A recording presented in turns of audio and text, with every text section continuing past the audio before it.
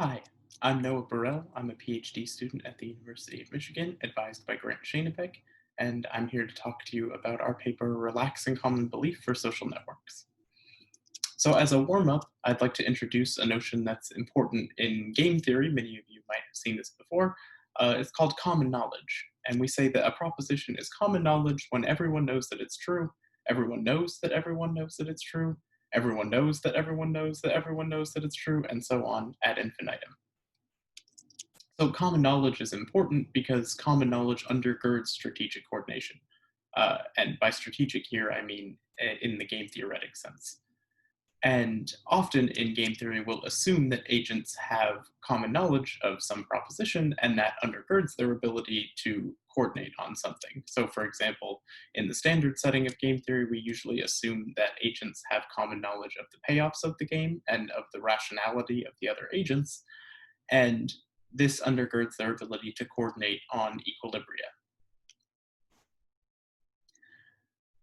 Now, a more applied version of common knowledge was explored by Michael Che in 1999 and 2000 in the setting of network revolt games. So the model is that agents on a network will decide whether or not to participate in a revolt. And the way that they'll make this decision is based on a threshold, where they will revolt if they know that enough of their neighbors will revolt, but they won't revolt if they don't know that. So we can go through a quick example. Here we have 4 agents represented by the vertices of this graph, and the numbers inside each vertex represent the thresholds of the agents. So the key thing we'll look at is the dotted line in the middle, and we'll say, first we'll consider that the dotted line is present in the graph along with all the other edges, and then we'll consider what happens if the dotted line is not present in the graph, but all the other edges are. So first, if we include the dotted line, then every agent who can observe the thresholds of their neighbors, according to the graph, will be able to observe the thresholds of every other agent. And they'll also be able to observe that every other agent can observe every other agent. And therefore, they will all know that if they all revolt together as a group of 4, then everyone's threshold will be met. And so that revolt is sustainable. And so that revolt is supported in an equilibrium. Now, if we remove the dotted line, then the agents on the left and the right, whose threshold is equal to 3, can't see each other. And therefore, they don't know whether or not the thresholds of the agents whose threshold is 4 on the top and the bottom are satisfied. Because, for example, the agent that they cannot observe the threshold of might have a threshold of 5. So even if all 4 agents revolted together, they wouldn't be satisfied, and so such an agent would not participate in a revolt. Further, the agents with threshold 4, who can see the thresholds of every agent in the graph, will also be able to see that the agents with threshold 3 can't observe each other, and they'll be able to recreate this reasoning, and they will also decide not to revolt. So by adding the edge, we'll have all the agents can revolt, and if we remove the edge, then none of the agents would revolt. Now, there's some important implications of the model beyond just that example. The first is that certainty that the agents require implies that they need common knowledge that their thresholds are met in order to participate in a revolt. And that becomes a strict requirement as common knowledge is in MIDI settings. Another important implication is that in this model, common knowledge becomes a local phenomenon. So typically we think of common knowledge as being something that's shared among the entire population of agents, but here we could imagine, say, our example from the previous slide was embedded in some larger graph, and we could apply a similar reasoning that still, if all those agents could observe each other, they would have enough of the common knowledge they would need in that local setting to still participate in the revolt, regardless of what was going on in the larger graph. Unfortunately, the last implication is limiting from a computational perspective because finding pockets of this local common knowledge reduces to finding cliques, which is computationally hard. Now, another work that followed up on the initial work on common knowledge was from Monderer and Samet, and they defined a new notion of common belief. So we say a proposition is common belief when everyone believes with probability p that it's true, Everyone believes with probability p that everyone believes with probability p that it's true. Everyone believes with probability p that everyone believes with probability p that everyone believes with probability p that it's true, and again, so on ad infinitum. So what we've done here is taken the definition of common knowledge and replaced the word knows with believes with probability p at every place that it occurs. And that's how common belief represents a relaxation of the notion of common knowledge. And in fact, common belief represents the right notion to relax common knowledge in many ways.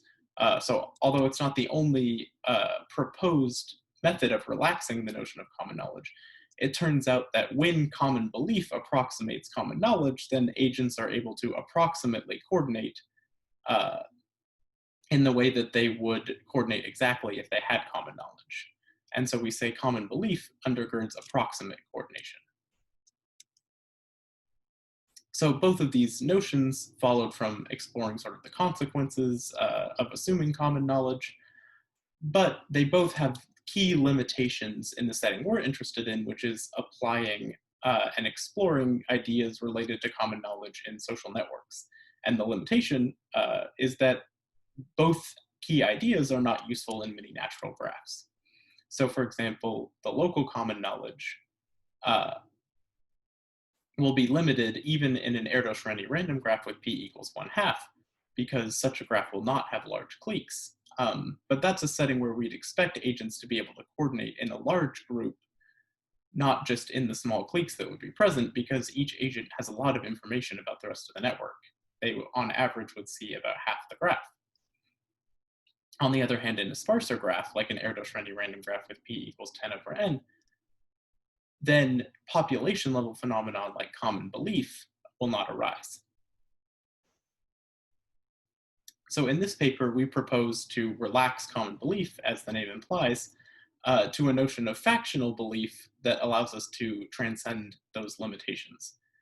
So we say that a proposition is factional belief if there exists a faction of agents who believe with probability p that it's true. There exists a faction of agents who believe with probability p that there exists a faction of agents who believe with probability p that it's true, and again, and so on, ad infinitum. So what we've done here is replace the everyone in the definition of common belief with there exists a faction at every place that it occurs. And what we explore in the paper is the idea that we would like factional belief to undergird partial approximate coordination, or approximate coordination among some faction of agents, much in the same way that common belief undergirds approximate coordination, which again is analogous to the way common knowledge undergirds strategic coordination. So that exploration takes the form of these 4 points that we label as our contributions, first of which is formally defining a notion of factional belief, which can be used to analyze revolt games on general graphs, then providing an algorithm that characterizes a structural result about the types of equilibria that are possible in such games, showing that, surprisingly, it's sufficient for our algorithm to only have access to the degree sequence of the network, not the entire network itself, and lastly, applying our algorithms to simulated network data to explore how equilibrium revolt sizes vary with underlying parameters of the network and of the model. Now, we won't have time in this presentation to go through the formal definition of our notion of factional belief because it involves a sort of lengthy setup with respect to modeling knowledge and belief in the game theoretic setting and drawing an analogy with the definition of common belief. But we can present an informal definition here that will be good enough to build the intuition for this talk. So we'll say a proposition is common p mu belief, which is our notion of factional belief, if there exists a mu fraction of agents who believe with probability p that it's true, there exists a mu fraction of agents who believe with probability p that there exists a mu fraction of agents who believe with probability p that it's true, and so on ad infinitum. So here what we've done is sort of inserted a mu fraction of agents as being a more specific definition of what it means to be a faction of agents. Now, this isn't the only definition that might meet that criterion of what constitutes a faction of agents, and we'll return to that briefly at the end of the talk. But this definition, when you go through the formalities, retains the nice mathematical properties of common belief in the way that we intended. And in particular, like I said earlier, what we'd like is that factional belief undergirds partial approximate coordination. And what we're able to do with our definition of factional belief, which is common p-mu belief, is show that common p-mu belief undergirds partial approximate coordination in network revolt games. And that's what we explore in the paper. So now that we've briefly touched on factional belief and our notion of factional belief, it's time to get into our network revolt game model. So we have a graph G, which represents a social network, and the graph is common knowledge among the agents. Each agent has a type T in one of three categories, alpha, nu, or chi, where chi is a collection of chi types indexed by J, and we'll get into the naming conventions for these types on the next slide. But for now, I'd like to say that types are assigned according to a state of the world S, which is associated with the probability distribution over the types, and that distribution for each state, as well as the distribution over the states, are common knowledge to the agents. And the gist of the way that the game will be set up is that each agent will commit in advance to a pure strategy, which maps each possible context, where a context is a key object in this paper that contains the type of the agent and the types of all their neighbors in the graph. A pure strategy maps a context to an action, either revolt, which we denote with R, or yield, which we denote by Y. Now, to return to the naming of the types, intuitively we've set the game up, and you can see the formal definition in the paper, but we set it up in a way so that there's a natural strategy for each agent based on the type, and those strategies give the agents the names of the types. So we say agents of type alpha should always revolt, agents of type nu should never revolt, and agents of type chi should conditionally revolt. And specifically what that means on the last one is that each type chi j is associated with a threshold pair pj mu j, which means that an agent of type chi j should revolt when she believes with probability at least pj that at least a mu j fraction of agents will revolt.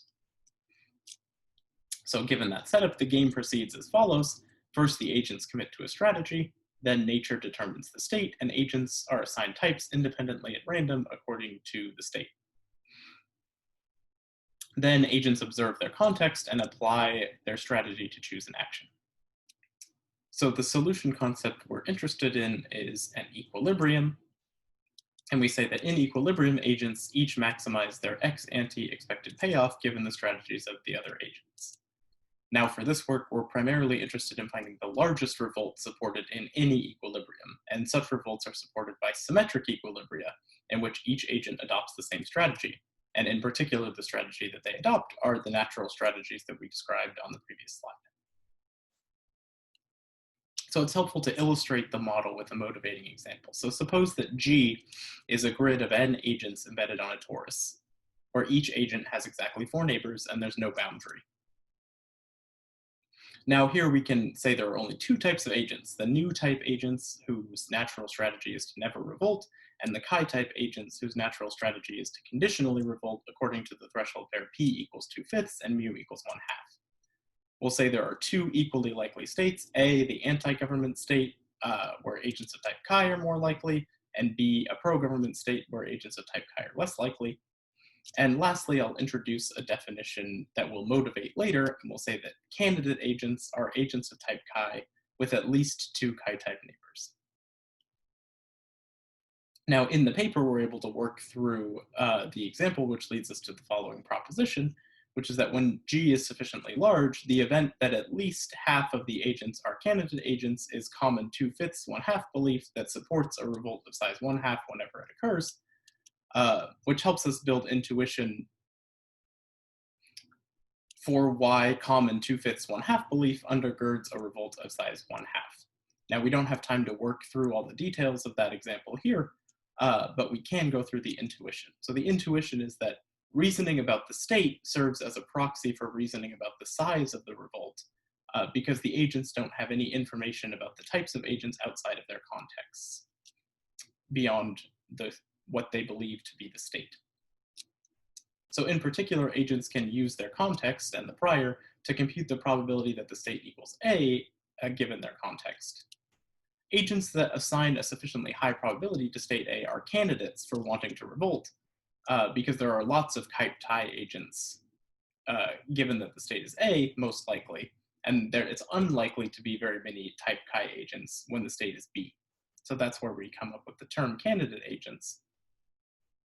Now, whether or not candidate agents will want to revolt, even though they're candidates to revolt no matter what, it depends on how likely it is that the number of candidate agents will differ significantly from its expectation.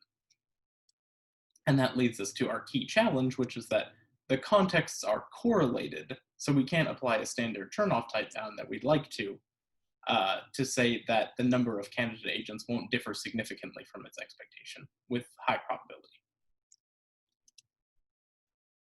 So here's an illustration of why the contexts are correlated. You can see that these 4 chi-type agents on the grid all share one neighbor who I've denoted as a new type agent in the middle. And therefore, the status of whether or not each of those chi-type agents is a candidate is not independent because their contexts are not independent. So, given the intuition that we were able to build in the motivating example, the next step is to see how general can we make the setting such that our intuition still holds. And that takes up a major portion of the work that we do in the paper. So here we move into an algorithmic perspective where we generalize the setting. So now we can return to the concept of 3 types of agents, the nu types, the alpha types, and the chi types, with threshold pair p and mu, so we won't give them a specific threshold pair now. We'll have more general p and mu. We'll keep the notion that there are 2 states and a distribution over the states, and we'll say A is the anti-government state and B is the pro-government state, both with their associated distribution over types. And to be a little bit imprecise in the presentation, we'll say that these labels, will assume that the states are labeled correctly, and that corresponds to the notion that the size of the revolt should be bigger in state A than it would be in state B, because state A is the anti-government state. Now the agents will have a common prior P, which contains P and mu, the parameters of the chi-type agents, as well as all the distributions. And a natural algorithmic question to ask is, given values q star and mu star, is it feasible to efficiently determine whether a revolt of size mu star is supported with probability at least q star? So we can conceptualize that problem as a sort of standard decision problem that we call revolt, that I've written on the slide here. And it turns out we won't be able to solve this problem exactly. As we show in the paper, revolt is NP hard. But we can relax it to a more tractable problem. In order to do that, we'll introduce 2 error terms, epsilon and delta greater than 0, which will be given constants, and 2 additional priors, p minus, which has p minus delta and mu minus epsilon and all the distributions, and p plus, which has p plus delta and mu plus epsilon with all distributions. With those definitions, we can now introduce the problem promise revolt, which has a graph G, the prior P, a value mu star, and then error terms epsilon and delta given as input. And then the promise of promise revolt is that exactly one of the 3 cases, which correspond to the 3 output symbols, is true. And given that promise, the task is to output the one case that is true. So we have the 3 cases, omega, which says that a revolt of size mu star minus epsilon is supported with probability q star at least 1 minus delta under the prior p minus, A, which says a revolt of size mu star is supported with probability q star within delta of the probability the state equals A under the prior p, and empty set, which states a revolt of size mu star plus epsilon is supported with probability q star at most delta under the prior p plus. So I think it's helpful to understand these 3 cases with this illustration shown on the slide.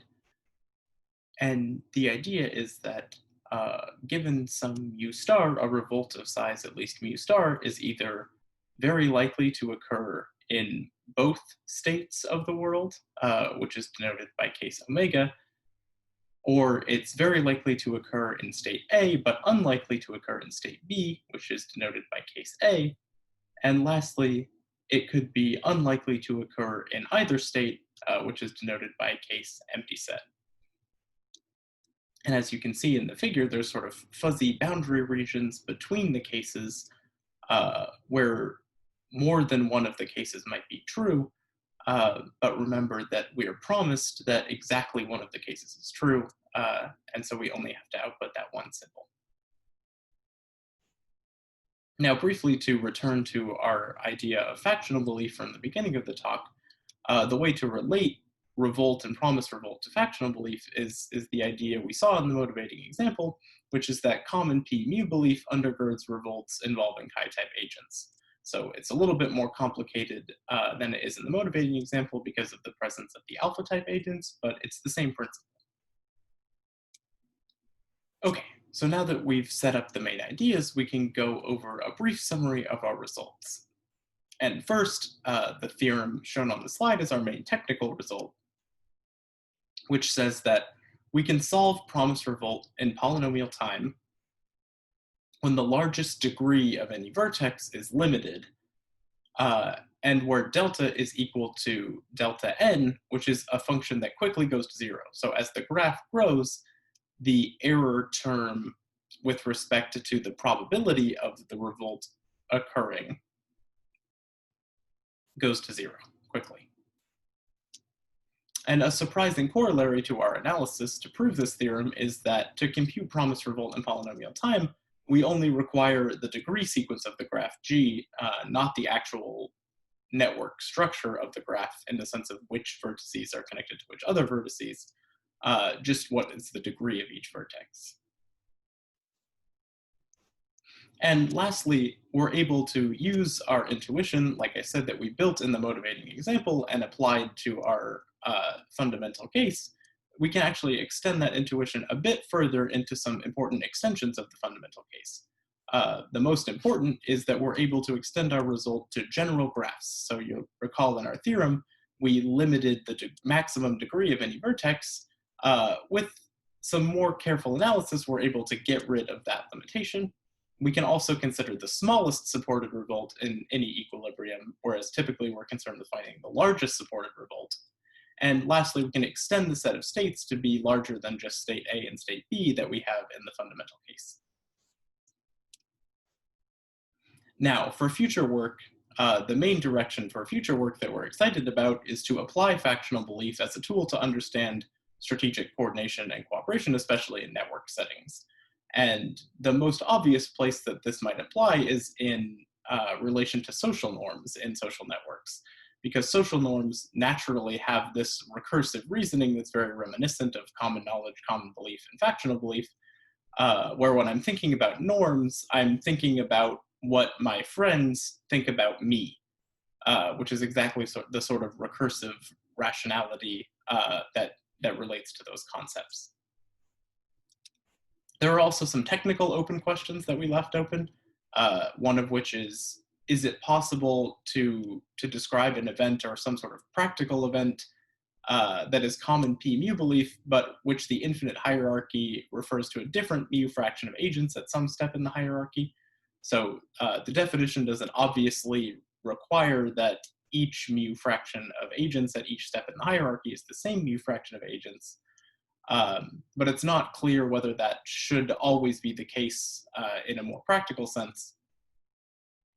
And also, as I mentioned earlier when I introduced the notion of factional belief, the idea of some mu fraction of agents isn't necessarily the only definition of a faction that might apply. So there's a question of whether or not we can use a more general definition of factional belief where we're still able to keep the nice mathematical properties of common p-mu belief, but maybe apply it to a more diverse class of agents and more sophisticated settings.